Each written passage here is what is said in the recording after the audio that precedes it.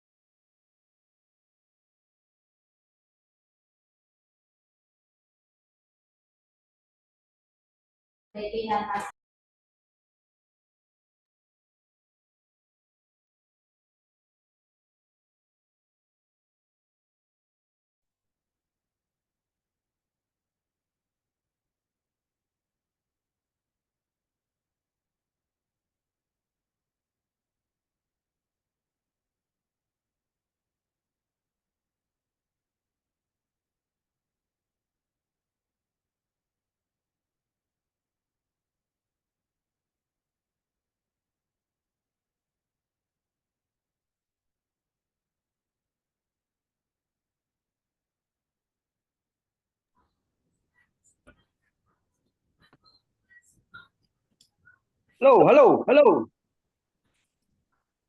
Kedengeran suaranya? Ya, sebentar lagi webinar akan dimulai. Dimohon untuk Bapak Ibu yang sudah bergabung untuk di-mute dulu audionya.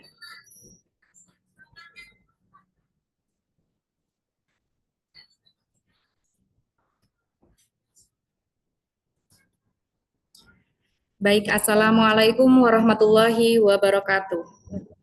Webinar. Waalaikumsalam warahmatullahi wabarakatuh. Waalaikumsalam warahmatullahi wabarakatuh. Waalaikumsalam warahmatullahi wabarakatuh. Salam sejahtera bagi kita semua dan selamat siang Bapak Ibu guru hebat yang sudah bergabung dengan webinar kita kali ini. Yang terhormat Bapak Dr. Andes Anang Arifandi MPD selaku Ketua Komunitas Belajar Skanepra.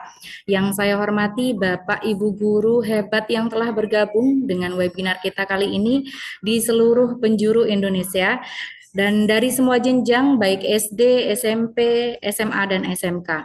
Pertama, marilah kita ucapkan puji syukur kehadirat Allah Subhanahu wa Ta'ala, karena berkat rahmat dan hidayah kita dapat berkumpul hari ini untuk mengikuti webinar ketiga Kombel kami, yaitu Kombel Skanepra.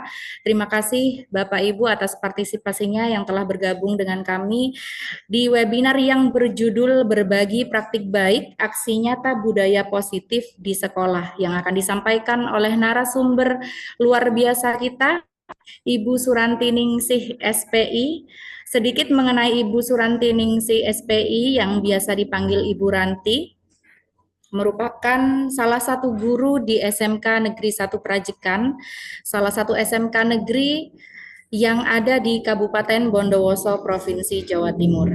Beliau adalah guru produktif APAT, yaitu Agribisnis Perikanan Air Tawar, yang juga merupakan penggerak angkatan 10 yang saat ini sedang menjalankan pendidikan guru penggerak. Saya, Lailatul Fitria, selaku moderator, izinkan menyampaikan rangkaian kegiatan yang akan kita lakukan pada hari ini. Yang pertama, pembukaan. Yang kedua, menyanyikan lagu Indonesia. Yang ketiga, sambutan oleh ketua kita, yaitu Andes Anang Arifandi MPD. Yang keempat, pilihan materi oleh Yanti. Yang kelima, si tanya jawab. Yang terakhir adalah doa dan penutup. Tidak berlama-lama, marilah kita membuka webinar ini dengan bacaan basmalah bersama. Bismillahirrahmanirrahim. Bismillahirrahmanirrahim. Baik, Bapak Ibu, berhubung sesi pembukaan telah dilaksanakan, maka sesi selanjutnya menyanyikan lagu Indonesia Raya. Kepada Bapak Ibu, seluruh peserta webinar diharap dalam keadaan siap. Wah, belum. Belum.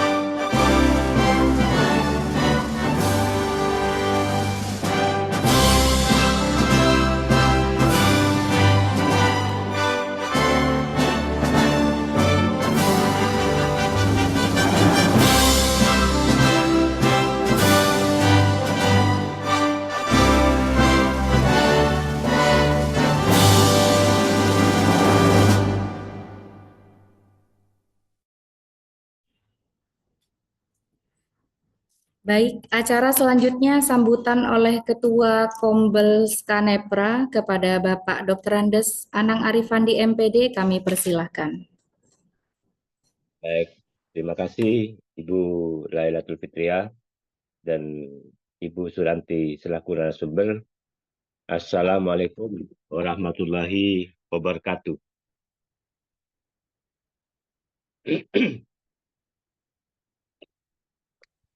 Waalaikumsalam warahmatullahi wabarakatuh. Bapak Ibu anggota Kombel Skanepra dan peserta webinar hari ini di seluruh Indonesia dari tingkatan SD, SMP, SMK, SMA yang saya banggakan. Bersyukur kita pada siang ini bertemu kembali dalam webinar Skanepra yang edisi ketiga yang sangat bermanfaat. Mudah-mudahan Bapak Ibu peserta ini bisa mengambil manfaat dari acara webinar ini. Saya tahu Bapak Ibu moderator maupun para narasumber yang telah berbagi praktek baik merupakan guru-guru hebat yang sudah melaksanakan pembelajaran dan mengaplikasikan ilmunya selama ini. Saya selaku Ketua Kombel akan mendukung terus acara webinar ini menjadi bagian dari praktek baik bagi kita semua. Mudah-mudahan acara ini berlangsung sesuai dengan harapan kita bersama. Sekali lagi selamat kepada Ibu Suranti SPI selaku narasumber dan Ibu Lailatul Fitria selaku moderator. Demikian, terima kasih Bapak Ibu, selamat Bapak Ibu guru hebat di seluruh Indonesia.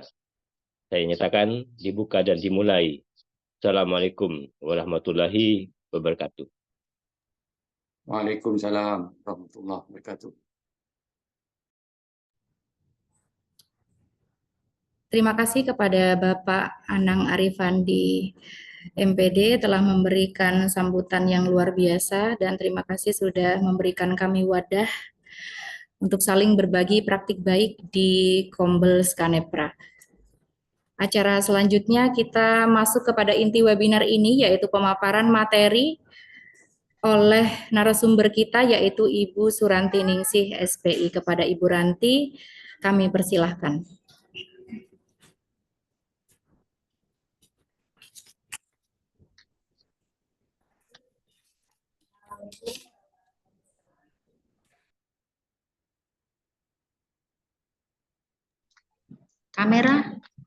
Kameranya perlu. Assalamualaikum warahmatullahi wabarakatuh. Waalaikumsalam warahmatullahi wabarakatuh. Waalaikumsalam warahmatullahi wabarakatuh.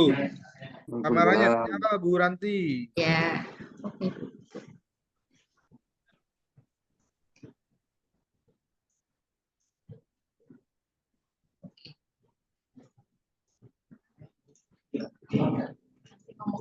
Oh ya, mohon maaf ini kamera.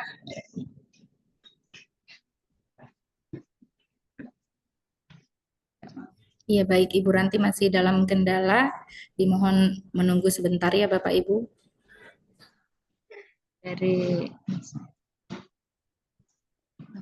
Oh ya, mungkin sambil nunggu dari operatornya, perkenalkan nama saya Suranti Ningsih, tadi sudah dikenalkan ya, dan saya mengucapkan terima kasih kepada Bapak Ibu guru yang telah bergabung di acara webinar kami, dan di sini saya hanya sharing ya Bapak Ibu karena kita semua ini sama-sama levelnya adalah sama-sama guru, sama-sama terus belajar seperti itu.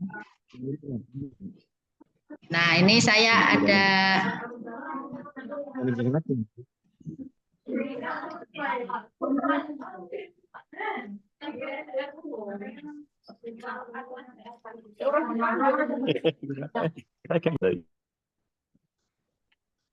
mohon maaf ini ada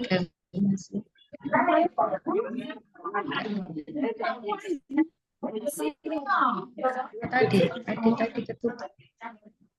Itu satu. Ini mau ide goreng dengan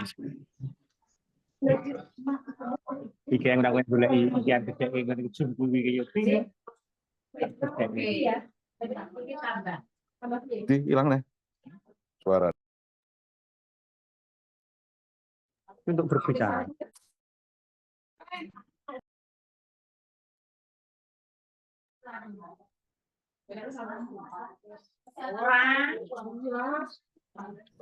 Baik Bapak Ibu, dimohon bersabar sebentar.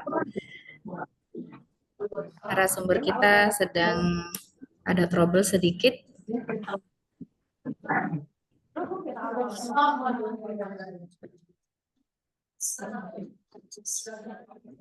Nganggo amplop nduk aja dilongke, engko nek senane Pak Kadi. Nek nganggo jet ngono tok ora dilongke, amplop senane Pak Kadi. Nek PTT amplopnya kayak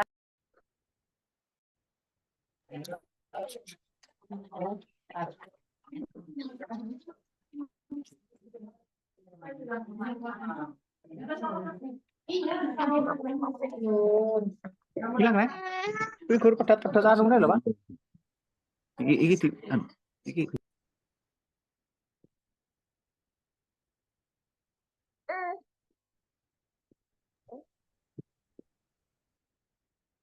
Sabar menunggu.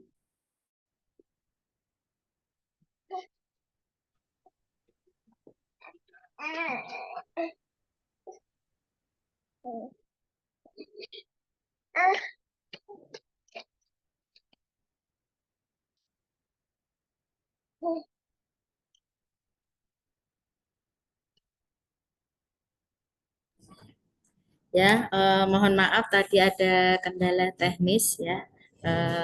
Ini saya ada pantun, main layangan di lahan datar, berduaan sama teman. Selamat datang peserta webinar, semoga acara ini menyenangkan. Semoga acara ini nanti bisa menyenangkan buat Bapak Ibu guru hebat dan bahagia. Mungkin saya akan mulai untuk sharing ya Bu, Bapak Ibu tentang materi saya yang akan saya berbagikan, yaitu tentang budaya positif di sekolah. Mohon Mas Operator, slide. Oke, sudah. Nah, ini jadi implementasi budaya positif di sekolah. Next.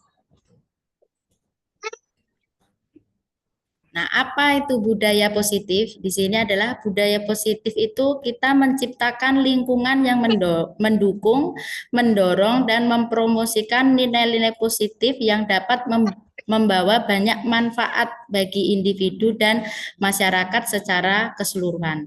Tentunya budaya positif ini tentang bagaimana kita menciptakan suasana yang memungkinkan orang, terutama kita sebagai guru, itu memungkinkan untuk murid kita untuk bisa berkembang, berinovasi, dan berkontribusi secara produktif. Karena terus terang bahwa kita sebagai guru, apalagi di kurikulum Merdeka ini, bahwa semua yang kita lakukan adalah berpihak pada murid. Makanya di sini dengan adanya budaya positif ini diharapkan murid-murid kita itu bisa berkembang dan berinovasi serta berkontribusi secara produktif. Next.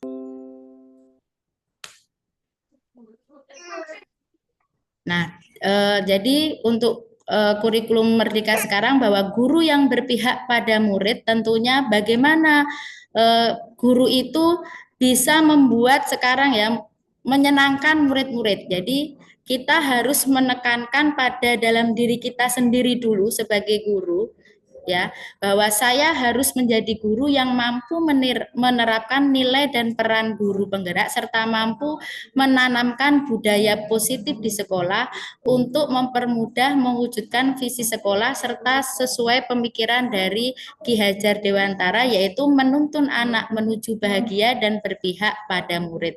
Jadi tentunya kita sebagai guru juga dalam luasan kita adalah masuk di organisasi sekolah, di mana di sekolah itu pasti mempunyai visi. Nah, siapa yang akan mewujudkan visi itu? Yang akan mewujudkan visi itu adalah ya guru dan beserta warga sekolah, murid ataupun pihak-pihak dari sekolah atau manajemen sekolah. Makanya di sini kita semua warga sekolah harus intinya berkolaborasi untuk mewujudkan visi itu dengan bisa melalui budaya positif yang kita terapkan. Next. Peran guru menciptakan budaya positif. Nah, bagaimana peran guru ini menciptakan budaya positif di sekolah? Jadi, guru harus mempunyai kontribusi dalam menciptakan budaya positif di sekolah tadi ya. Tentunya, dalam menciptakan budaya positif, guru harus memiliki peran kontrol sebagai manajer pada murid dengan menerapkan segitiga restitusi dalam menghadapi kurangnya disiplin positif pada murid dan membuat keyakinan kelas untuk memotivasi murid secara intrinsik dalam melakukan disiplin positif. Tentunya bahwa dalam suatu visi sekolah, kan visi sekolah itu adalah suatu impian atau harapan sekolah bagaimana murid kita ke depannya. Nah, di situ tentunya tidak semua murid itu pada awalnya memiliki istilahnya sifat budaya-budaya positif. Nah, bagaimana caranya kita sebagai guru untuk membangun lagi karakter budaya positif yang ada di murid. Nah, nanti kita ada materi bahwa posisi peran kontrol sebagai manajer nanti akan saya jelaskan ke slide berikutnya. Next. Nah, di sini konsep budaya positif yaitu yang pertama ada disiplin positif, kebutuhan dasar manusia, motivasi dan perilaku, keyakinan kelas, posisi kontrol, dan terakhir adalah segitiga restitusi. Lanjut, apa itu disiplin positif? Next. Nah, di sini bagaimana kita menerapkan disiplin positif, yaitu cara pengajaran disiplin yang menumbuhkan kesadaran diri terhadap nilai kebajikan. Jadi bagaimana kita menanamkan disiplin positif itu kepada murid tidak dengan terpaksa, tapi murid itu memiliki keyakinan dari dalam dirinya sendiri, seperti itu. Kemudian dapat memahami motivasi diri tanpa paksaan dan tekanan orang lain tadi, bahwa bagaimana kita menciptakan disiplin positif dari murid, itu murid yakin dengan dirinya sendiri, jadi bukan tanpa paksaan, karena biasanya kalau paksaan itu hanya sebentar rentan waktunya.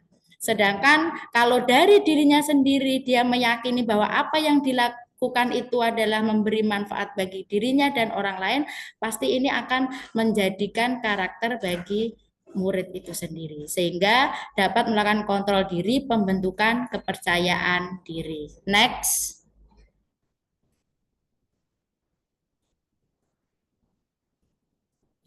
Nah, di sini jadi setiap murid kita, ternyata murid itu setiap tindak tanduknya murid di sekolah itu biasanya memiliki tujuan. Tentunya kita punya murid tidak mestinya tidak sempurna. Pasti ada yang lebih, ada yang suka rame, ada yang pendiam, pokoknya intinya bermacam-macam. Nah, itu mereka itu pasti memiliki tujuan. Nah, di sini tujuannya itu biasanya didasarkan dalam kebutuhan dasar manusia. Nah, kebutuhan dasar manusia di sini ada 5, yaitu yang pertama adalah bertahan hidup, yang kedua kasih sayang, yang ketiga kebebasan, yang keempat kesenangan, yang kelima penguasaan. Jadi apapun yang dikerjakan di murid di sekolah kita itu pasti memiliki tujuan didasarkan atas kebutuhan dasar manusia ini. Jadi kita sebagai guru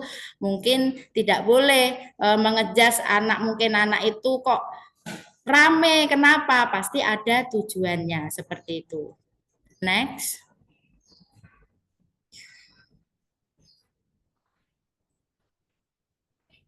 Nah, apa motivasi dan perilaku di sini? Anak-anak melakukan sesuatu pasti ada motivasinya. Di sini yang pertama, anak-anak itu apa sih motivasi anak-anak melakukan sesuatu? Bisa. Yang pertama adalah untuk menghindari ketidaknyamanan pada lingkungan. Jadi apa yang terjadi apabila saya tidak melakukan? Nah, ini adalah motivasi eksternal, bukan dari dirinya sendiri. Misalkan anak itu giat, misalkan anak itu datangnya sekarang misalkan tepat waktu gitu. Tapi karena ada aturan, jadi ada aturan bahwa kalau kamu terlambat, nanti saya hukum kamu membersihkan kamar mandi. Nah, itu berarti motivasinya apa? Menghindari ketidaknyamanan pada lingkungan. Jadi dia datang lebih awal karena alasannya untuk menghindari ketidaknyamanan. Oh, kalau saya datang terlambat, itu pasti nanti saya dihukum. Nah, itu berarti motivasinya dari eksternal, bukan dari dirinya sendiri. Yang kedua, untuk mendapat penghargaan dari orang lain. Jadi apa yang akan saya dapatkan apabila saya melakukan? Misalkan kalau kita sebagai guru, waktu anak-anak ini tidak aktif, terus misalnya kita memberi pertanyaan, ayo siapa yang bisa jawab? Nggak ada yang jawab, ternyata murid-murid kita. Terkadang kita juga sebagai guru kok anak-anak kita kok nggak ada yang aktif. Nah, makanya kita biasanya untuk memotivasi itu kita kasih hadiah. Ayo siapa yang bisa jawab? Nanti saya kasih ballpoint atau saya kasih uang 5.000, pasti banyak yang ngacung. Nah, itu berarti anak-anak itu melakukan karena motivasinya apa? Mengharap atau mendapat penghargaan dari orang lain. Jadi ini juga motivasi eksternal.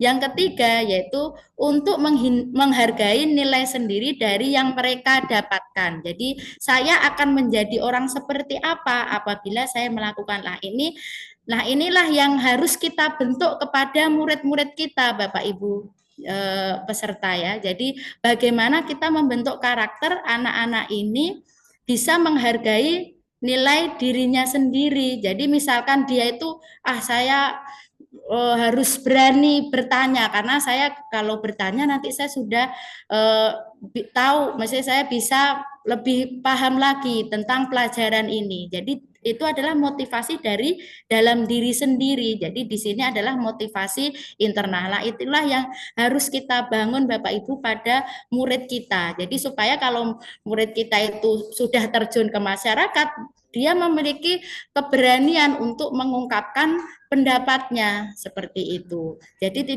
jadi motivasi dalam dirinya sendiri seperti itu. Lanjut, next. Nah, yang kedua adalah keyakinan kelas. Di sini guru berperan mewujudkan keyakinan kelas. Keyakinan kelas merupakan kesepakatan warga kelas yang diterapkan di kelas. Nah, kalau dulu kita namanya ada peraturan kelas. Nah, apa bedanya keyakinan kelas dengan peraturan kelas? Kalau peraturan kelas itu biasanya dibuat oleh guru tanpa ada kesepakatan. Misalkan murid harus masuk tidak boleh terlambat lebih dari 10 menit, guru sudah tidak boleh bicara seperti itu dari gurunya sudah diterapkan seperti itu. Nah, itu namanya peraturan. Kalau keyakinan kelas ini adalah dibuat secara bersama-sama dengan murid.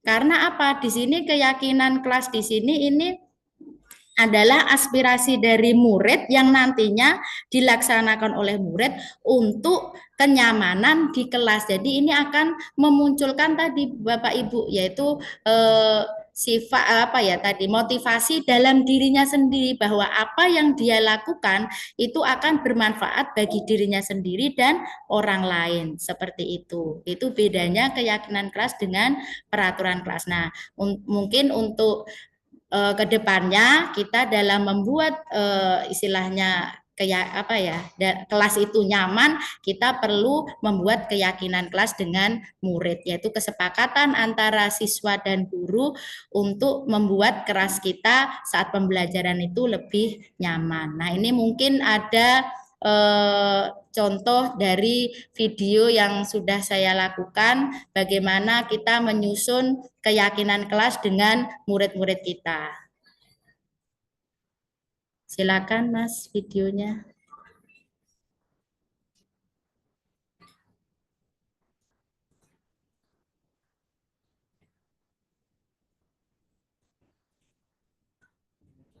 Iya.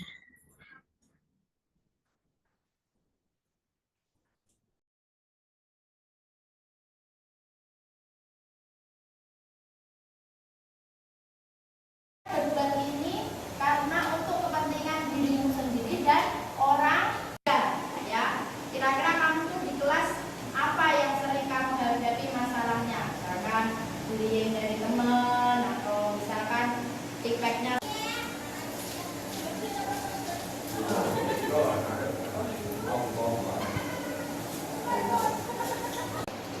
Semuanya ada kan?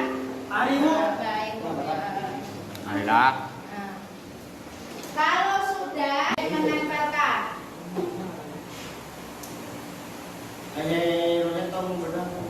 nomor 1 masalah yang kamu sering hadapi di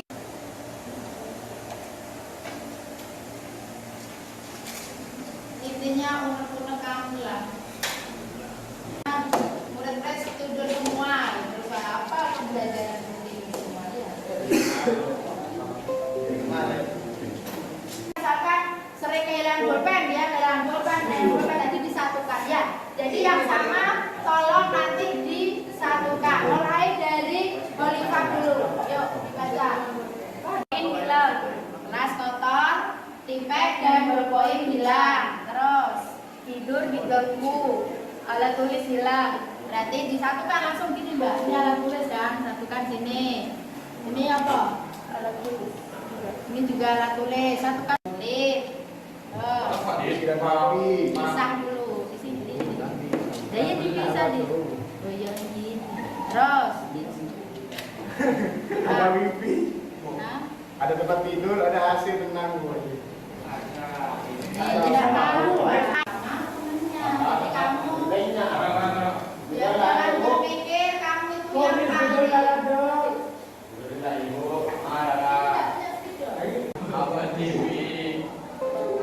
Tiket harus dilaksanakan. Kemudian, ayo yang bikin persebaya. Iya, pacarannya. Berarti ditegur. Yang rame, jadi tolong yang ditegur jangan merasa sakit hati. Ini kebaikan bersama. Jadi apapun yang dilakukan, jadi kami itu sudah ya. Rahman, minta tolong ditempel di sana. Ya. Sudah disepakati. Terima kasih. Wassalamualaikum warahmatullahi wabarakatuh.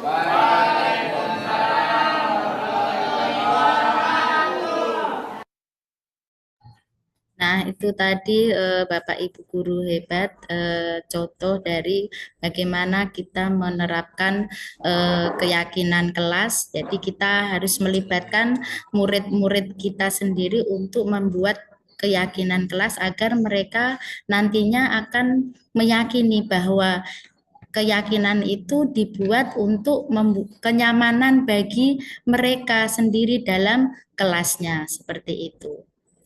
Next. Nah, ini mungkin hasil kemarin tentang yang tadi di video itu hasilnya. Nah, kalau bisa kita merang. Jadi guru ini hanya sebagai istilahnya menuntun aja ya. Pertama kita biasanya tadi memberikan intinya kalau di situ adalah kalimat pemantik gitu. Saya kemarin tuh kalimat pemantik apa sih yang membuat kalian tuh tidak nyaman di kelas, seperti itu tadi, seperti itu. Jadi nanti anak-anak ada yang pulpennya hilang dan sebagainya. Nah itu nanti bisa menjadi sebuah suatu keyakinan kelas bagaimana mengatasi masalah itu. Ya yang mengatasi siapa? Ya mereka sendiri. bagaimana supaya pulpennya itu tidak hilang di kelas seperti itu. Nah, dan untuk membuat kalimat-kalimat itu tentunya kita harus membuat dengan kalimat yang positif seperti itu. Next. Nah, yang tadi bahwa ternyata guru dalam menghadapi anak-anak itu memiliki posisi kontrol. Nah, yang pertama adalah penghukum, yang kedua teman, yang ketiga pembuat rasa bersalah, yang keempat adalah pemantau, yang kelima manajer. Nah, di posisi manakah guru itu berperan di sini? Yaitu adalah sebagai manajer, di mana posisi kontrol sebagai manajer di sini, guru memberikan kesempatan pada murid untuk bertanggung jawab atas tindakan dan mendukung murid agar menemukan solusi sendiri atas permasalahannya. Jadi kita sebagai guru hanya mengarahkan, gimana kalau misalkan kamu seperti ini, apa solusinya? Kayak tadi misalkan banyak yang celometan gitu tadi ya di video tadi, terus bagaimana supaya untuk agar tidak banyak celometan waktu pembelajaran. Nah, saya tuntun seperti itu, artinya mereka kemudian menemukan solusinya, ya sudah Bu, ditegur aja. Nah, seperti itu. Artinya kita hanya menuntun, mengarahkan anak-anak untuk mengatasi masalahnya sendiri seperti itu. Next. Nah, di sini perubahan paradigma yaitu stimulus respon menjadi teori kontrol. Di sini misalkan kalau stimulus respon di sini kita mencoba merubah orang agar berpandangan sama dengan kita. Nah, yang teori kontrol ini akan lebih bagus lagi bahwa kita berusaha memahami pandangan orang lain tentang dunia. Jadi kita sebagai guru bukan sekarang memaksa untuk anak-anak mengikuti peraturan kelas seperti contohnya. Jadi mengubah paradigmanya bahwa yang dibuat ini untuk kenyamanan mereka sendiri gitu. Yang kedua, perilaku buruk dibuat suatu kesalahan, bahwa semua perilaku memiliki tujuan. Jadi kalau mungkin anak-anak kita itu berbuat istilahnya buruk atau tidak disiplin tadi, itu jangan dianggap itu adalah sebuah kesalahan, tapi mungkin mereka berbuat seperti itu ada tujuannya seperti itu. Yang kedua, orang lain bisa mengontrol saya. Di sini hanya ada yang bisa mengontrol diri Anda sendiri. Jadi yang mengontrol saya akan menjadi lebih baik, saya tidak akan berubah, itu adalah dari dalam dirinya sendiri, bukan dari orang lain. Kemudian saya bisa mengontrol orang lain. Kalau di teori kontrol, Anda tidak bisa mengontrol orang lain. Jadi tadi yang di atasnya tadi bahwa yang bisa mengontrol adalah dirinya sendiri.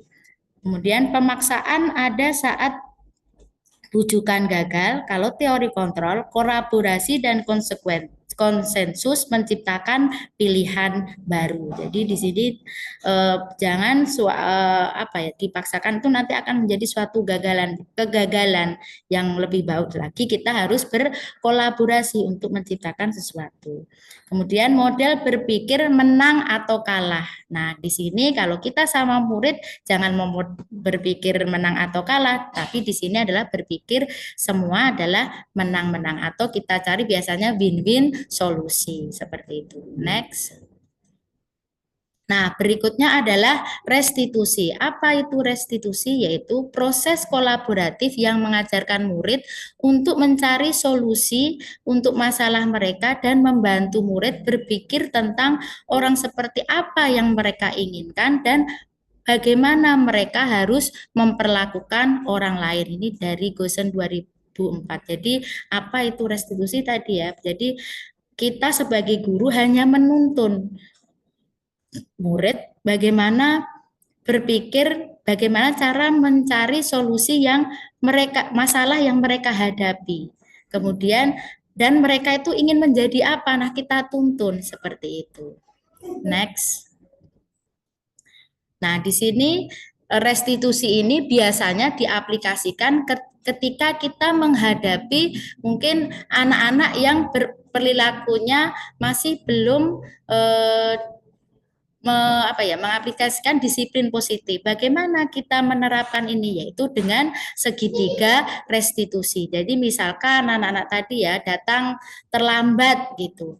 Itu bagaimana cara kita mengatasinya? Kalau kemarin-kemarin mungkin dengan peraturan ya, bahwa kamu kalau terlambat lari ke lapangan 10 kali. Nah, misal itu namanya posisinya adalah posisi penghukum. Nah, kalau di segitiga restitusi, kita posisinya adalah sebagai manajer tadi. Jadi mencari solusi bagaimana anak itu tidak terlambat, anak itu tidak merasa bersalah dan sebagainya. Yang pertama adalah kita menstabilkan identitas anak itu.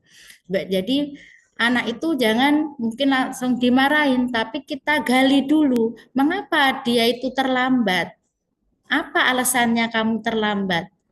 Jadi kita jangan bernegatif thinking dengan anak itu. Kita harus positif thinking dulu. Mungkin bannya meletus di jalan atau mungkin dia harus bekerja sampai malam seperti itu. Jadi kita berpikir positif terhadap murid kita terlebih dahulu untuk menganalisis apa sih dia itu melakukan itu apa tujuannya atau apa penyebabnya. Itu namanya menstabilkan identitas.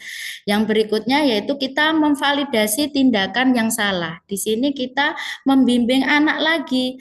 Loh, misalnya tadi terlambat, anak itu terlambat. Oh, saya terlambat. Kenapa terlambat? Kan seperti itu ya. Apa yang membuat kamu terlambat? Misalkan anak itu, saya main game. Itu sebenarnya kalau kita sebagai guru, kamu ini sudah tahu, tapi tidak seperti itu. Kita memvalidasi. Kira-kira menurutmu kalau kamu ini terlambat seperti ini, dan penyebabnya adalah main game, kira-kira menurut kamu bagus nggak buat diri kamu sendiri? Bagaimana seperti itu. Jadi kita memvalidasi. Terus gimana caranya? Kamu juga merasa senang main game, tapi kamu juga melakukan kewajibannya sebagai anak sekolah yang harus datang pagi seperti itu. Mungkin anak-anak, oh ya saya ini Bu harus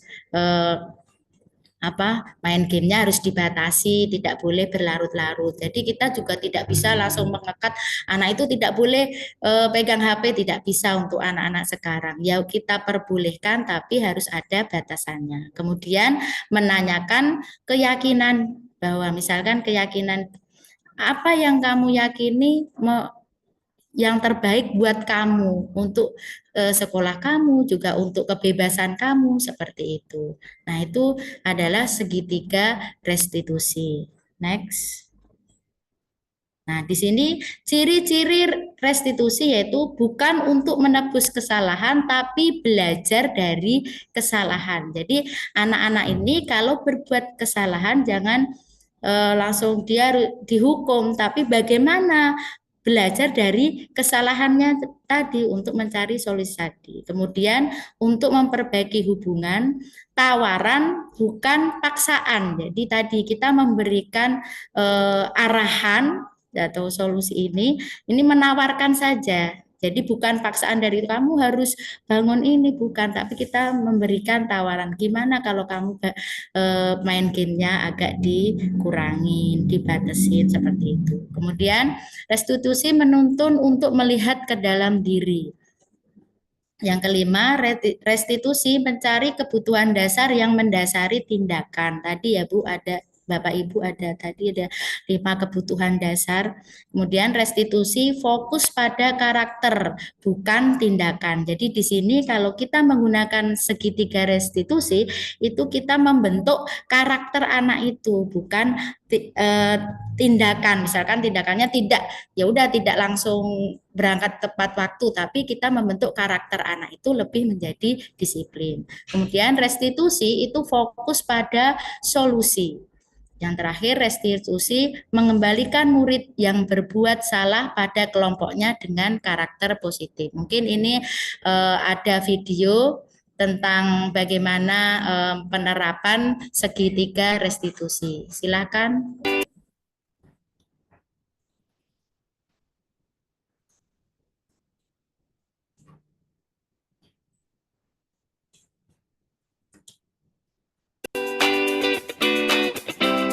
Kok banyak yang nggak masuk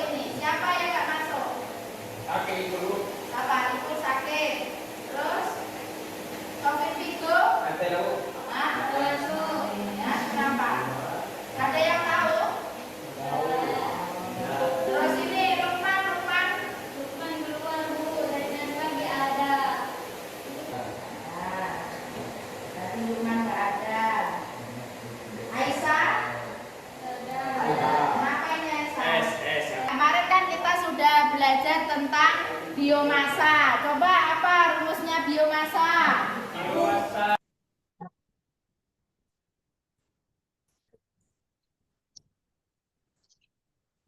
Ya, kemarin ada biomasa. Assalamualaikum. Kenapa ini? Kesian, Bu. Kenapa? Tadi malam main game. Tadi malam main game. Apa emang hobinya main game? Enggak, Bu. Enggak, Bu. Kok kamu jadi sering terlambat? Iya, penting malam. Kayak itu. Kira-kira bener nggak? Enggak. Enggak, Bu. Kenapa? Siang. Kamu kesiangan. Kamu kan apa sih tujuan belajar ini? Kamu main sekolah apa tujuannya? Belajar. Belajar. Berarti yang utama apa? Belajar. Kira-kira gimana cara solusinya supaya kamu itu tidak terlambat? Bisa nggak? Gimana bisa? Tidak tidur malam. Hah? Tidak tidur malam. Tidak tidur malam. Bisa kan sebenarnya? Bisa. Kan lebih sering apa? Nah, makanya kamu harus Tidur tidak. main game kan bisa kamu kamu kan yakin dengan adanya kamu tidur lebih awal nanti kamu tidak akan kesian ya. Kalau bisa sudah kamu sudah tahu jangan diulangi lagi ya. Dengan begini nanti kamu akan tidak akan sudah besok jangan diulangi ya. Ya silakan duduk. Ayo mana bukunya Yuda? Salam. Dari mana? Kan jamnya sama. Hah? Kenapa kok masih duduk di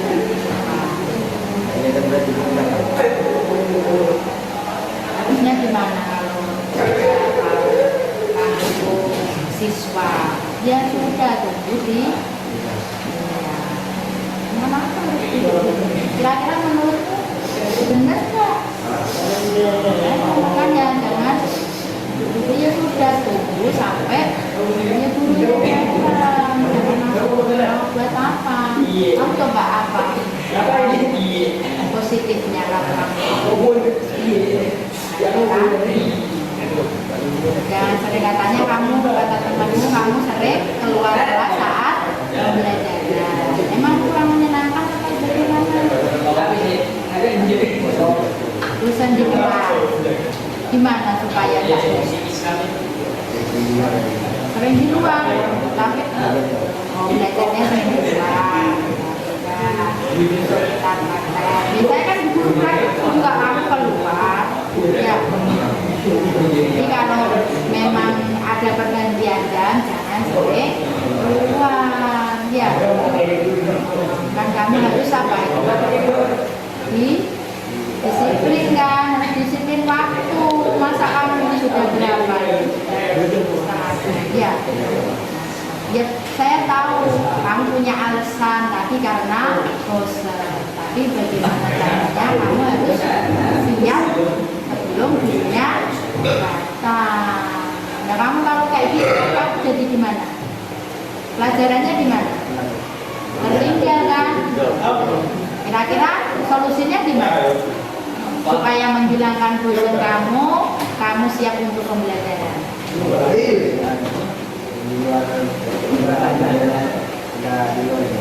Hah? Yang keras?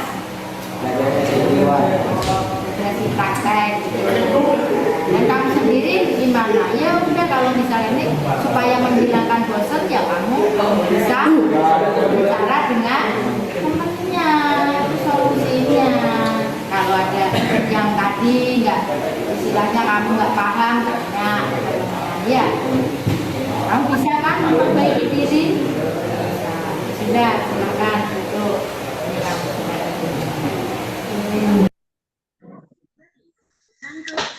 Ya, mungkin itu tadi Bapak Ibu guru hebat, mungkin penerapan saya di segitiga restitusi. Next.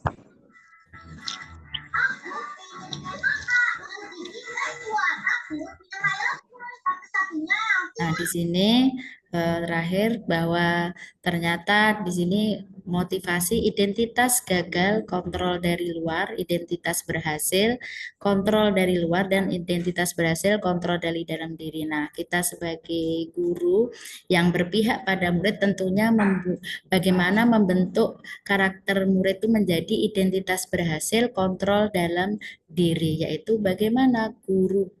Jadi guru di sini berperan sebagai manajer, ya. Kemudian guru berbuat apa yang kita berbuat, yaitu dengan misalkan mengajukan pertanyaan tadi, apa sih tujuan kamu melakukan itu? Kita cari dulu alasan murid kita. Kemudian hasilnya, dari hasil itu kita arahkan untuk mencari solusi yang memotivasi dalam dirinya sendiri, bahwa dia harus merubah dirinya sendiri untuk menguatkan pribadi. Berikutnya, murid berkata di sini bagaimana cara bisa dia memperbaiki keadaan.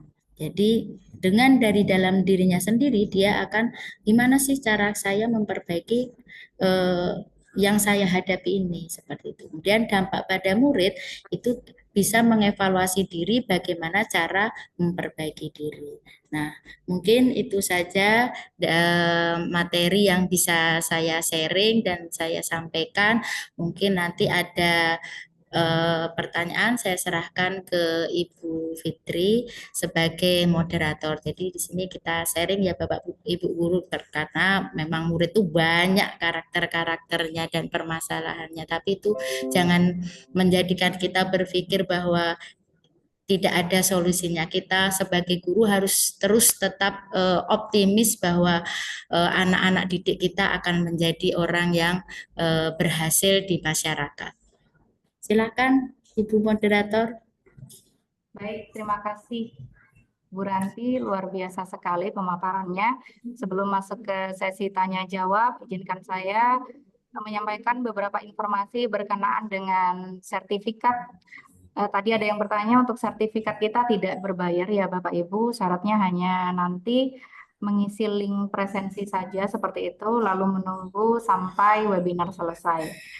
Dan link presensi biasanya akan kami kirim menjelang akhir webinar.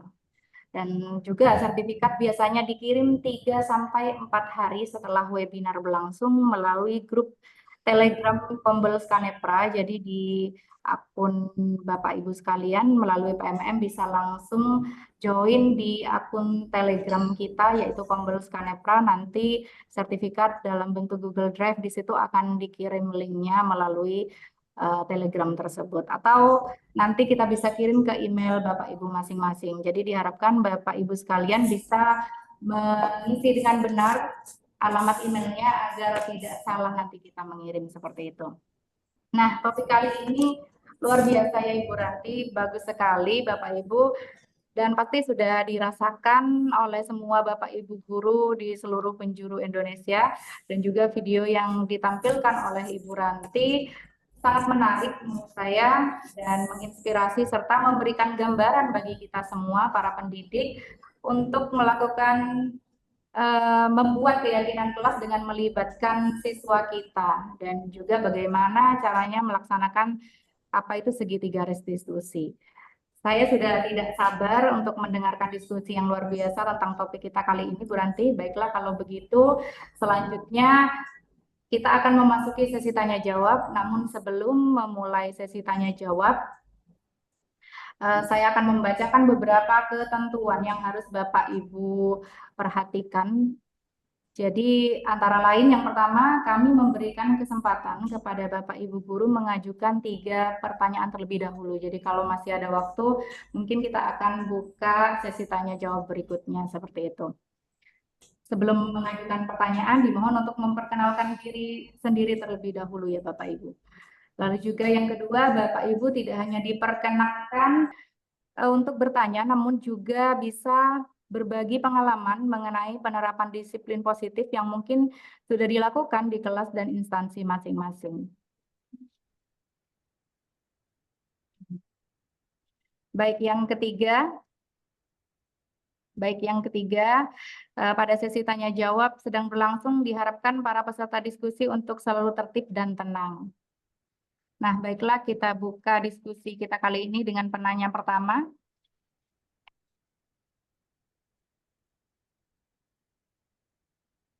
Baik, sepertinya Ibu Sri duluan yang raise hand ya. Dipersilakan Ibu Sri Handaryati. Baik, Bu Fitri dan juga Ibu Suranti. Apakah suara saya terdengar, Ibu? Terdengar Ibu, terdengar. Alhamdulillah, terima kasih. Perkenalkan, saya Sri Handaryati dari SMA Negeri 1 Krajikan Bondowoso. Sangat menarik dan luar biasa sekali ya materi yang sudah disampaikan tadi. Apa yang menjadi harapan dan cita-cita kita itu kan anak-anak didik kita menjadi anak-anak yang berbudaya positif, berkelakuan yang baik dan sebagainya sesuai dengan harapan kita. Nah, yang ingin saya tanyakan di sini hanya real mungkin ya Bu pemateri ya, real. Barangkali ini mewakili semua ibu bapak guru yang ada di peserta ini, terutama di peserta webinar ini. Nah, kalau misalnya kita menghadapi sebuah permasalahan yang barangkali Bapak Ibu guru di sekolah tersebut itu sudah apa ya, yang katakanlah sudah tidak mampu untuk memberikan sesuatu yang bernilai positif kepada siswa tersebut, begitu. Nah, apakah menurut Ibu sejauh mana penerapan restitusi itu bisa dilakukan kepada anak tersebut yang notabene anak tersebut sudah bermasalah, yang sudah melalui beberapa tahapan yang tidak dapat memberikan budaya positif bagi mereka, begitu Ibu. Dan mungkin Ibu juga sudah mempraktekkan kepada siswa, kalaupun ada yang bisa kami adopt, kami tiru, mungkin akan kami ajari juga untuk kita semuanya. Mungkin ada kiat-kiat khusus untuk mengatasi siswa yang memang bermasalah yang luar biasa sekali. Apakah segitiga restitusi ini sudah memberikan sebuah kontribusi yang baik, begitu. Terima kasih Ibu. Assalamualaikum warahmatullahi wabarakatuh. Waalaikumsalam warahmatullahi wabarakatuh. Baik Ibu Ranti, bisa langsung dijawab. Jadi sebelumnya saya akan review dulu pertanyaan dari Ibu Sri tadi. Jadi bagaimana ketika seorang guru itu menghadapi permasalahan yang itu berkenaan dengan kenakalan siswa ya Ibu ya. Dan itu sudah tidak dapat ditangani lagi. Mungkin sudah tidak dapat ditangani lagi, tidak seperti video yang ditampilkan tadi. Tadi kan sederhana, banyak sekali guru yang merasakan hal itu. Siswa terlambat, siswa keluar kelas itu masih biasa. Dan yang ditanyakan Ibu Sri ini yang sudah tidak bisa ditangani lagi seperti itu. Sepertinya sudah berat sekali ya. Bagaimana penerapan budaya positif kiat-kiatnya dari Ibu Suranti Ningsih seperti itu. Silakan Ibu Ranti. Oke, terima kasih Bu Sri yang sudah mungkin memberikan pertanyaan ya, dan kita di sini juga berbagi, nanti mungkin guru-guru lain juga bisa memberikan masukan. Kalau menurut saya ya, bahwa selama anak-anak ini masih hidup itu masih punya peluang untuk berubah. Jadi kita sebagai guru ya tidak boleh pantang menyerah bahwa menjas anak itu sudah tidak bisa. Selama anak itu masih hidup, masih ada peluang untuk berubah. Hidayah Tuhan itu sangat besar dan sampai akhir hayatnya itu selalu ada hidayah Allah itu. Nah, kita sebagai guru cuma harus butuh banyak kesabaran, karena apa? Namanya membentuk karakter siswa itu tidak instan, perlu proses. Karena tadi Bu, ini bukan suatu tindakan, tapi ini pembentukan karakter yang tidak bisa hanya mungkin sebulan 2 bulan, bahkan bisa bertahun-tahun baru berubah seperti itu. Nah, jadi menurut saya kita sebagai guru ya harus terus bersabar untuk mencarikan solusi, mengatasi. Nah, bagaimana kita, saya sudah penat sekali. Mungkin kita menghilangkan penatnya bisa juga dengan misalnya kita berkolaborasi dengan guru BK seperti itu. Jadi kita berkolaborasi dengan guru BK, kita tuangkan, Ibu, ini kok anak didik ini begini ya. Bagaimana ya Ibu, kita seperti itu. Kita apa ya istilahnya, kita sharing dengan teman-teman sejawat. Mungkin teman-teman juga pernah mendapatkan masalah seperti itu, ternyata bisa seperti itu. Nah, saya juga ini Bu, terus terang ini saya mau berbagi ini pengalaman saya sendiri. Jadi saya juga kebetulan wali kelas ya, dan punya anak didik yang notabene juga agak susah. Dulu waktu kelas 10 itu dia jam 9 itu pasti keluar kelas, nggak keluar sekolah. Sampai ada guru BK-nya itu bilang ke saya sebagai wali kelas, anak ini kok mesti jam 9 pasti keluar pelajaran, keluar sekolah, loncat itu. Terus akhirnya saya berbicara dengan anak itu. Ternyata benar bahwa anak itu melakukan sesuatu pasti ada tujuannya, dasarnya, dan dia ternyata bercerita bahwa Ibu, saya itu tidak sarapan, saya jam 9 harus pulang karena jam 9 baru tersedia sarapan di rumah saya. Seperti itu jawabannya dia, karena dia ternyata hidupnya hanya dengan bapaknya sendiri, tidak ada ibunya. Jadi bapaknya itu pagi-pagi sudah bekerja dari buruh tani, pagi itu sudah berangkat, pulangnya baru jam 8 baru masak. Akhirnya dia jam 9 harus keluar karena dia tidak bisa menahan lapar tadi, bahwa manusia itu punya kebutuhan dasar, salah satunya adalah tadi makanan tadi, seperti itu. Dan akhirnya saya bilang, oh jadi kamu alasannya seperti itu, oh ya sudah, tidak apa-apa gitu. Bahkan saya juga menunjuk, ya sudah, nanti kamu kalau memang tidak masak bilang ke saya, nanti saya akan bawakan, saya seperti itu, jangan keluar ke kelas. Jadi saya tahu alasannya, dan akhirnya sekarang juga dia sudah tidak seperti itu lagi. Jam misalnya sudah anak itu akhirnya setelah itu ya karena tahu solusinya, akhirnya dia tidak keluar lagi setiap jam 9 karena sudah diselesaikan masalahnya. Jadi seperti itu. Jadi kita harus benar-benar dengan anak itu berbicara dari hati ke hati, menemukan solusinya. Jadi kita telusuri, apa sih masalahmu itu? Kenapa kamu seperti itu?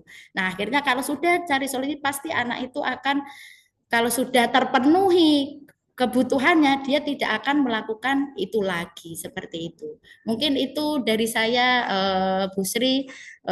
Terima kasih atas pertanyaan. Mungkin bisa sharing Bapak Ibu guru lainnya yang mungkin bisa memberikan masukan atau pengalamannya, disilakan. Baik, saya ke Ibu Sri terlebih dahulu. Bagaimana Ibu Sri? Apakah sudah puas dengan jawaban Ibu Ranti? Terima kasih Bu. Jadi menurut saya ya Bu, untuk permasalahan yang seperti itu ya, mungkin itu hanya salah satu atau sekecil permasalahan di sekolah atau di rumah atau yang lain sebagainya. Tapi kan di luar itu mungkin teman-teman juga mempunyai masalah selain dari problem seperti itu, yang notabene ini tadi sudah kita koordinasikan dengan guru BK begitu loh. Dan yang saya ingin menyatakan, apakah sejauh ini restitusi itu bisa memberikan manfaat yang lebih baik begitu? Ya itu saya rasa bisa Bu. Jadi kita tadi kalau direstitusikan, intinya kita tidak mengejas anak itu salah. Jadi kita harus menstabilkan emosinya dia. Jadi apa sih permasalahannya dia gitu. Jadi jangan menjudge, kamu ini kok sering keluar nakal kamu. Nah itu salah. Karena dia sebenarnya nggak nakal, karena dia lapar, dia harus makan gitu. Nah kita aja yang nggak tahu. Namanya orang lapar ya apapun dilakukan, seperti itu Bu Sri. Jadi Ya kita pokoknya istilahnya sebagai guru ya harus istilahnya sabar. Ya memang semua itu nggak ada orang hidup nggak punya masalah. Pasti semua orang hidup punya masalah. Tapi bagaimana tadi ya kita dengan murid itu melakukan pendekatan personal bahwa apa yang dia lakukan tuh apa sih alasannya. Bagaimana yuk kita cari solusinya bersama. Ke murid itu seperti itu. Ya enggak terus anak itu langsung berubah 100% nggak rajin ya enggak ya berproses. Jadi kita nggak bisa langsung instan anak itu jadi baik 100% tidak. Tapi ya ada perubahannya. Nah, itu yang perlu kita butuhkan itu sebenarnya hanya kesabaran saja seperti itu. Itu mungkin Bu Sri. Terima kasih, luar biasa sekali. Ya. Baik, terima kasih Ibu Ranti, luar biasa sekali, Ibu Sri juga. Jadi sedikit yang saya tangkap, anak-anak kita yang luar biasa itu separah-parahnya siswa itu pasti ada peluang untuk berubah ya Ibu Ranti ya. Betul. Jadi kalau yang saya tangkap dari jawaban Ibu Ranti itu selain dari kesabaran, kunci utamanya yaitu juga bisa kolaborasi dengan guru BK ya Bu ya. Lalu yang terpenting adalah menggali lagi lebih dalam penyebab siswa melakukan hal seperti itu. Seperti itu ya Ibu Ranti ya. Ya. Baik, kita lanjut ke pertanyaan berikutnya. Pertanyaan kedua, mungkin tadi Ibu Mirza terlebih dahulu ya yang raise hand. Disilakan Ibu. Baik, Assalamualaikum warahmatullahi wabarakatuh. Apakah suara saya terdengar Ibu? Waalaikumsalam warahmatullahi wabarakatuh. Baik, salam kangen ya kayaknya ini ya saya. Ibu Ranti Ningsih ini juga satu juga dengan saya tahun lalu, juga ada beberapa teman-teman lama saya juga di sini ada sebagai partisipan di sini. Jadi ada yang mau saya sharing ya Bu Ranti Ningsih di sini. Saya Ibu Mirza Marditasari di sini mengampu di SMK Negeri 1 Bukal di Sulawesi Tengah, Bu. Di sini saya mungkin Bu Suranti Ningsih bisa memberikan sedikit solusi ya yang sampai sekarang kami belum menemukan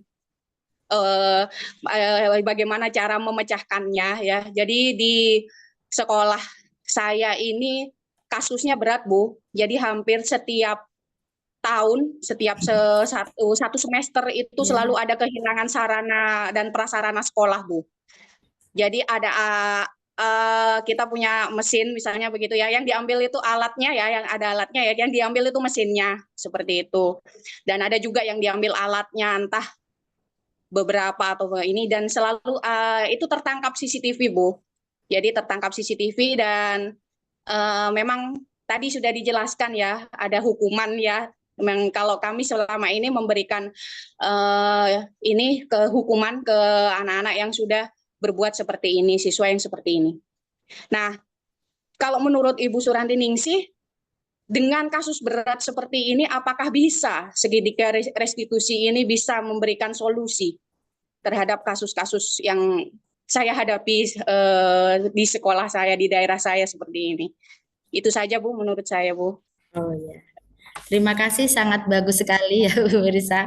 Mungkin ini memang permasalahan yang berat ya. Tentunya kalau memang guru bisa juga kita pakai istilahnya mungkin hukuman polisi, lapor kepada polisi, mungkin seperti itu. Tapi namanya kita sebagai guru, kita kan mau mendidik murid. Ya, jadi murid kita itu bagaimana masuknya misalkan jelek, kita guru berusaha bagaimana mengubah murid yang jelek tadi bisa menjadi lebih bagus ya. Tadi saya kira mungkin dengan segitiga restitusi, tapi pendekatannya ya harus pendekatan benar-benar personal. Apa mungkin penyebabnya dia tadi tidak punya uang, dia pengen beli HP, makanya dia mencuri. Mungkin seperti itu ya Ibu. Mungkin saya nggak tahu apakah pernah dicari seperti itu yang misalnya sudah ketemu apa tujuan dia itu mencuri seperti itu, apa alasannya gitu. Jadi kita harus tahu dulu alasannya. Kalau memang alasannya dia untuk memenuhi kebutuhan dasar, ya tadi misalnya karena saya pengen jajan Bu, pengen makan, enggak punya makan. Nah, kita cari solusinya. Dengan cari solusi mungkin anak itu tidak akan mencuri, oh ternyata guru-guru di sini baik sama saya. Masa sih saya berbuat nggak baik dengan sekolah ini, sekolah ini sudah membuat saya menjadi nyaman, seperti itu Bu. Jadi memang kalau kita memang berat, wah kalau saya ya langsung misalkan kayak gitu nyuri kan harus lapor polisi, tapi tidak begitu karena ini adalah murid-murid kita dan kita guru itu pengen mendidik. Kalau mendidik ya tentunya bagaimana yang karakter yang kurang bagus kita ubah menjadi yang bagus, seperti itu Bu. Mungkin itu saran saya seperti itu. Jadi apa sih yang melatar belakangi seperti itu. Jadi dicari dulu. Kemudian bagaimana murid itu kita cari solusinya supaya tidak mencuri, seperti itu. Itu cara-cara itu dilakukan dulu Ibu ya. Karena kita jangan pantang menyerah sebagai guru, ini nggak bisa, cari lagi cara lain. Ini nggak bisa, cari lagi cara lain. Karena memang murid itu karakternya juga berbeda-beda, ada yang dengan mungkin sentuhan halus, misalkan tadi interpersonal, ada yang harus dengan kita perhatikan, kita bantu, mungkin itu akan mengubah anak itu, cara berpikir anak itu. Mungkin itu saja Bu dari saya Bu Mirsa. Terima kasih atas pertanyaannya. Bagaimana Ibu Mirsa? Apakah sudah puas dengan jawaban dari Ibu Ranti? Ya, baik, cukup Ibu Moderator. Terima kasih. Terima kasih banyak Ibu Mirza yang sedang berada di Sulawesi ya, kalau tidak salah tadi ya Ibu ya. Luar biasa sekali, peserta kita ada yang dari Sulawesi. Jadi kalau saya tangkap tadi tetap dilalui ya Ibu Ranti ya, restitusi itu tetap bisa kita laksanakan terlebih dahulu ya. Jadi penanganannya mungkin nanti akan sesuai dengan level pelanggaran siswa, seperti itu ya Bu ya. Oke, kita lanjut ke penanya yang ketiga. Ibu Jamilah. Baik Ibu Jamilah, kami persilahkan untuk bertanya. Mohon maaf suara saya terdengar Ibu. Terdengar Ibu Jamilah. Oke, terima kasih. Kalau tadi agaknya pertanyaannya berat dari Bu Mirza, ini saya buat pertanyaan ringan ini.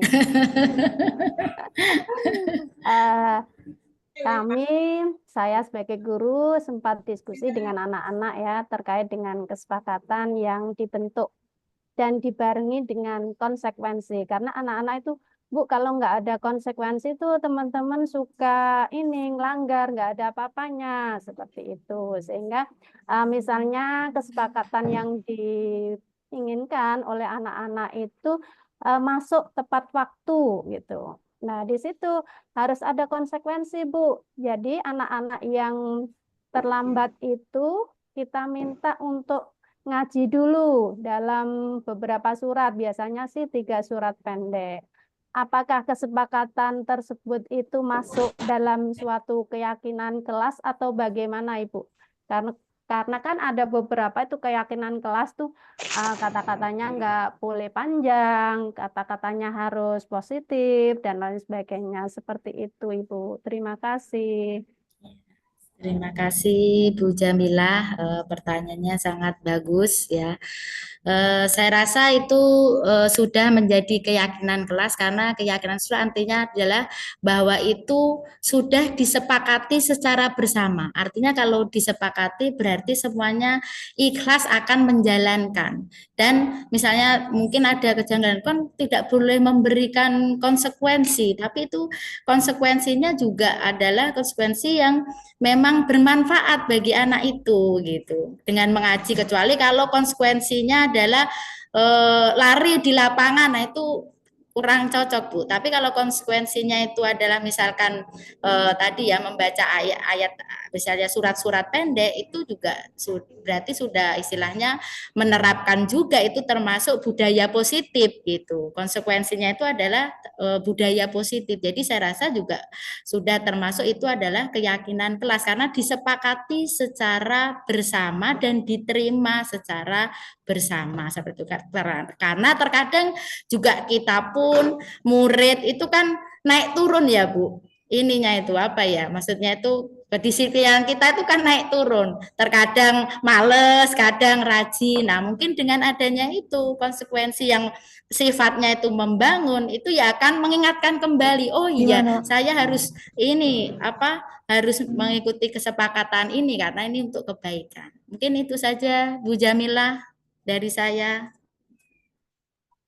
Bagaimana Ibu Jamila? Apakah sudah puas dengan jawaban Ibu Ranti? Boleh nambahin ya? Oh iya, monggo Ibu. Lah, itu kalau mau dibuat suatu keyakinan kelas, itu kan jadi kata-katanya nanti menjadi sangat panjang dan tidak efektif dan tidak efisien. Bagaimana Bu mengatasi itu, Bu? Oh, jadi misalkan jika datang terlambat gitu ya. Jadi kita harus datang tepat waktu. Jika terlambat harus mengaji seperti itu. Tidak apa-apa Ibu. Yang penting anak-anak sepakat, saya rasa seperti itu. Dan itu adalah akan memberikan dampak positif juga tadi anak-anak belajar mengingat surat-surat. Kalau masalah kalimat tidak masalah Bu, itu kan kalimatnya juga bisa dibuat positif untuk meningkatkan budaya positif membaca surat-surat seperti itu. Seperti itu Bu Jamila, nggak masalah Ibu. Oke, thank you. Iya. Bagaimana Ibu Jamila?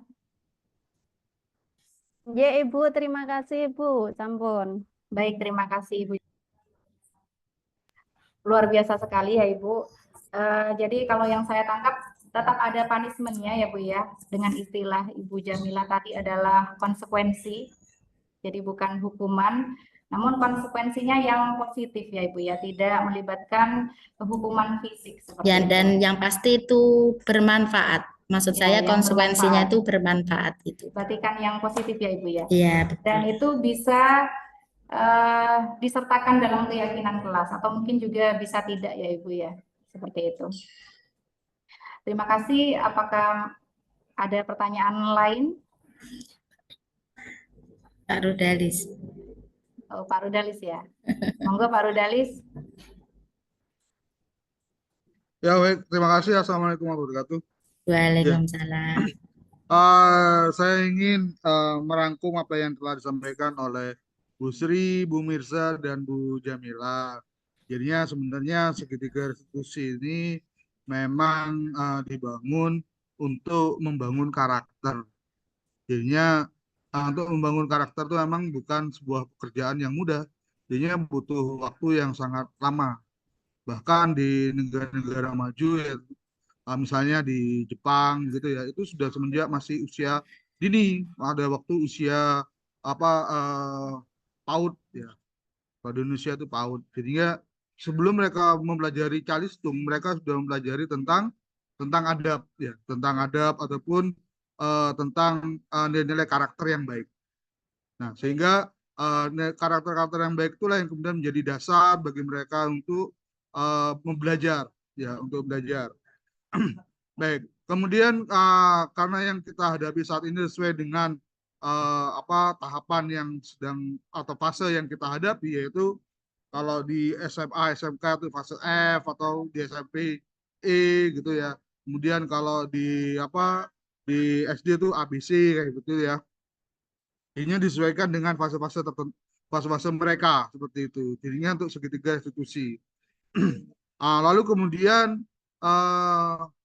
untuk misalnya segitiga institusi ini juga untuk memperbaiki karakter, kalau misalnya berupa peristiwa kriminal ya, memang kriminal, katakanlah pembunuhan, pencurian, sampai perusakan mesin ataupun vandalisme, itu kan sudah ranahnya kan ranah kriminal. Nah, maka itu ya perlu kerjasama dengan kepolisian menurut saya. Jadinya bukan hanya karakter, tapi juga memang ada pasal-pasal hukum yang mereka langgar sebenarnya.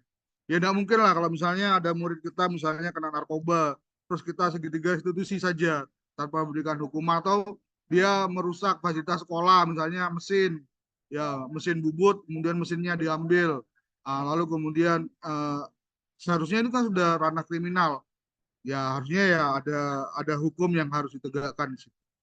Nah, kemudian kalau mengenai keyakinan kelas yang terlalu panjang, itu bisa juga yang dicantumkan pada keyakinan kelas itu berupa nilai karakter apa yang diharapkan, misalnya tanggung jawab, atau misalnya menjaga kebersihan, atau menghormati orang lain dan diri sendiri misalnya. Itu sebuah kata yang pendek, itu adalah kata-kata pendek itu adalah nilai karakter yang diharapkan. Nah, untuk mempresentasikannya, nah itu kan ada penjelasan yang lebih panjang, tapi tidak perlu dicantumkan pada poster keyakinan kelas yang kita buat. Saya kira seperti itu. Saya kira begitu. Terima kasih. Wassalamualaikum warahmatullahi wabarakatuh. Waalaikumsalam warahmatullahi wabarakatuh. Terima kasih masukannya Pak Rudalis. Cuma saya di sini tadi ya, saya yang agak kurang ini bahwa benar itu adalah ranah hukum. Tapi kita sebagai guru, bagaimana caranya kita istilahnya mengatasi istilahnya berusaha dulu lah, istilahnya merubah murid. Karena terkadang kalau di faktanya kalau anak itu langsung dimasukkan ke istilahnya ke penjara, itu malah jadi terkadang malah tambah kenakalannya, itu malah tambah gitu. Cuma ya kita harus tahulah tingkatannya gitu, seberapa parah. Misalnya kalau sudah 2 kali berarti mungkin dia sudah tidak bisain lagi ya. Tapi kalau menurut saya ya itu tadi Pak, karena ya semua itu kan ada alasannya. Jadi jangan terus guru langsung, kalau saya ya guru langsung udah laporkan aja ke polisi, tidak seperti itu. Kita berusaha dulu menangani anak itu. Jadi bagaimana anak itu bisa berubah, karena apa ya tadi, bahwa kita sebagai guru kan tujuannya adalah mendidik anak kita. Jangan terus anak yang ya misalnya berkarakter jelek terus tidak mau, ya udah serahkan, dia sudah kriminal. Jangan seperti itu ya. Kita bagaimanapun ya kalau bisa kita mengubah karakter anak itu secara pelan-pelan. Itu saja Pak. Untuk yang lainnya terima kasih masukannya Pak Rudalis, itu dari posisi dari sudut pandang saya. Mungkin itu aja Bu Ya, Fitri. terima kasih Bu Ranti. Jadinya memang harus dibedakan mana yang sudah tahapan lebih tinggi, yang memang harus dibawa ke ranah hukum, dengan mana yang bisa kita restitusi, itu memang harus dibedakan. Mungkin terjadi penusukan misalnya, atau pembunuhan misalnya. Nah, ini masa hanya cukup di enggak. Kalau sudah tetap kalau pembunuhan sudah Pak, itu kan sudah ranah hukum, polisi pasti datang. Maksud saya kalau tadi mencuri itu ya barang-barang kecil tuh ya kita misalkan kita cari dulu, saya secara kekeluargaan, maksudnya secara ini dulu ya dengan siswa dan guru gitu. Kalau sudah menusuk itu soalnya itu sudah jelas melibatkan orang luar gitu kan. Kalau yang dicuri itu trafo PLN misalnya. Ya itu. Ya makanya itu kan. Nah ini tadi kasusnya Bu Mirsa kan mungkin alat di sekolah gitu seperti itu. Nah mungkin kita jangan langsung lapor gitu loh. Kasihan. Mungkin kita selidiki dulu anak itu apa sih. Kok nyuri itu apa alasannya, kayak gitu dulu Pak gitu. Kalau alasannya untuk beli narkoba ya berarti anak ini apa lagi dikulik lagi, kenapa kok beli narkoba, kan kayak gitu Pak ya, maksudnya alasannya lagi, maksudnya kayak gitu. Kalau alasannya misalkan saya sudah nggak makan Bu berapa hari, masa kita ya mau masukkan dia ke penjara, kan nggak tega Pak. Kita cari oh ya sudah, kita sekolah bisa membantu kan gitu Pak.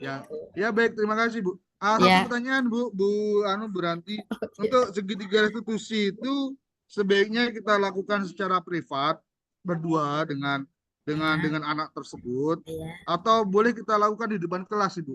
Oh iya, ya tadi ya karena video ya Pak, sebaiknya itu kita privat ya, tapi terkadang juga kalau saya sih misalkan kalau masalahnya apa dulu ya, kalau misalkan masalahnya tadi misalkan kita nggak tahu nih anak-anak berantem gitu ya, kita posisinya nggak ada di posisi situ, berada di lingkungan itu, ya kita panggil secara privat Pak. Tapi kalau anak itu datang terlambat gitu, terus kita diam udah duduk, kemudian nanti kita panggil, kayaknya kok kurang, maksudnya itu kurang mengena. Kalau saya gitu ya Pak, kalau permasalahannya itu misalkan datang terlambat bisa diatasi dalam saat itu. Tapi kalau misalnya permasalahannya anak kita berantem nih, ya kita bukan langsung di situ, tapi ya kita panggil dulu gitu secara privat kayak gitu Pak. Jadi kita lihat dulu apa permasalahannya dan di mana kejadiannya kayak gitu Pak. Kalau menurut saya ya Pak, seperti itu. Itu Pak Rudalis. Baik, begitu bagaimana Bapak Rudalis jawaban Ya, dari baik, Ibu terima kasih Suranti? atas penjelasannya. Cukup baik, terima kasih. Terima kasih Bapak Rudalis atas pertanyaannya dan juga tanggapannya mengenai penanya-penanya sebelumnya ya Pak ya.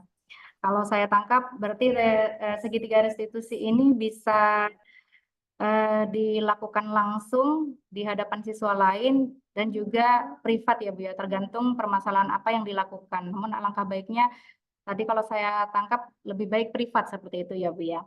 Dan tadi juga berkenaan dengan pelanggaran apa yang dilakukan siswa dilihat dari levelnya terlebih dahulu. Kalau misalnya sudah terjadi berkali-kali dan ternyata siswa yang sama seperti itu, lalu tadi kasusnya menjurus ke pencurian. Kalau misalnya pencurian itu akhirnya dikembalikan seperti itu, mungkin segitiga restitusi tetap bisa dilaksanakan terlebih dahulu, tetap harus kita lalui seperti itu. Namun kalau sudah parah dan juga terjadi berkali-kali, tidak ada efek jera seperti itu, mungkin bisa untuk melibatkan kepolisian seperti itu ya Ibu Ranti ya.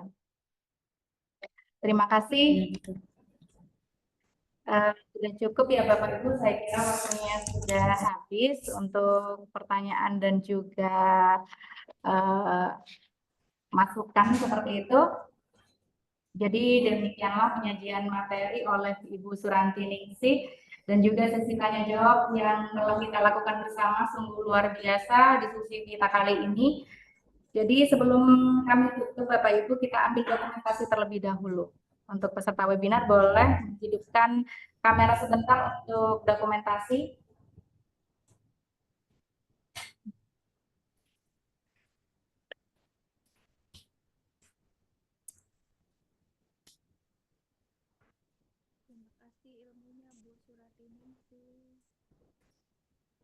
Oh ya Bu Fitri, saya ada pantun sedikit ya. Oh baik. Oke. Biar suasananya cair kan. Minum es degan dicampur selasi, makan salad dengan roti. Cukup sekian, terima kasih. Semoga bermanfaat dan menginspirasi. Terima kasih. Terima kasih Bu Ranti, luar biasa sekali pantunnya. Baik, bagaimana? Apakah dokumentasi sudah diambil? Cocok. Oke, dimohon untuk tetap menghidupkan kamera ya Bapak Ibu karena tim kami masih berusaha untuk mengambil kamera, mengambil dokumentasi. Cocok. Ayo kameranya Pak. Ya Tuhan Yesus tuh. Ayo. Bentar ya Bu, ini operatornya. Karena yang ikut cukup banyak. Atau mungkin sambil bisa jempol seperti ini. Untuk narasumber kita kali ini. Ranti hebat. Selanjutnya Pak Siham, G. Terima kasih. Sudah. Oh ya, sudah. Terima kasih sekali Bapak Ibu. Terima kasih Bu. Ya. Terima kasih. Saya ingin menyampaikan ini adalah webinar ketiga kita Bapak Ibu. Jadi pembeli Kanepra. Baik, dimohon untuk di-mute kembali ya Bapak Ibu. Jadi menyampaikan terima kasih. Ini adalah webinar ketiga kita yaitu pembeli Kanepra yang tentu ke depannya kita akan melaksanakan webinar-webinar lainnya dengan judul yang menarik dan juga topik yang dibutuhkan oleh guru. Jumlah pengikut kita di PMM mulai meningkat Bapak Ibu.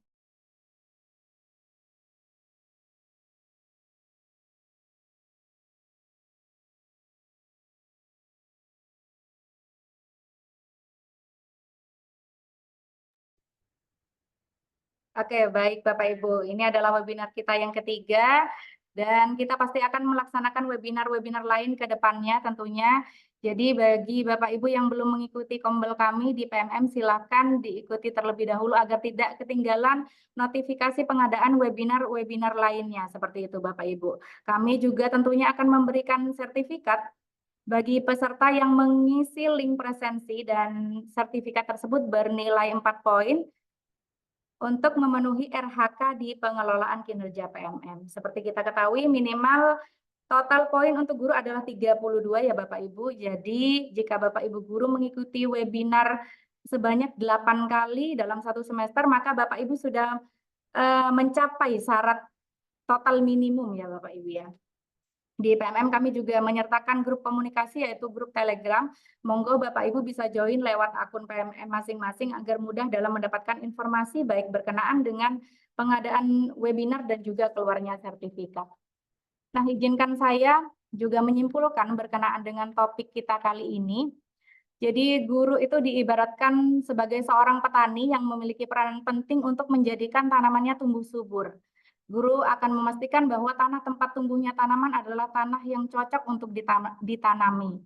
Dengan demikian, tanggung jawab seorang guru yaitu menciptakan suatu lingkungan positif yang terdiri dari warga sekolah yang saling mendukung, saling belajar, saling bekerja sama sehingga tercipta kebiasaan-kebiasaan baik, dan kebiasaan-kebiasaan baik ini akan tumbuh menjadi karakter baik dan akan membentuk sebuah budaya positif dengan upaya-upaya tadi yang sudah disebutkan oleh narasumber kita, yaitu melakukan keyakinan kelas dan juga segitiga restitusi ya Bapak Ibu. Saya sebagai moderator ingin meminta maaf jika ada kesalahan, baik itu kesalahan yang disengaja ataupun kesalahan yang tidak disengaja. Terakhir, tidak ingin kalah dengan Ibu Ranti, saya juga ada pantun. Jadi main sore di rumah Pak Atan, disuguhi teh hangat dan juga ketan. Sampai jumpa di lain kesempatan. Semoga webinar kita terus berkelanjutan. Marilah kita tutup webinar ini dengan mengucapkan hamdalah bersama. Alhamdulillahirrabbilalamin. Terima kasih Bapak Ibu. kasih. Jangan lupa mengisi link presensi dan bisa meninggalkan Zoom ya.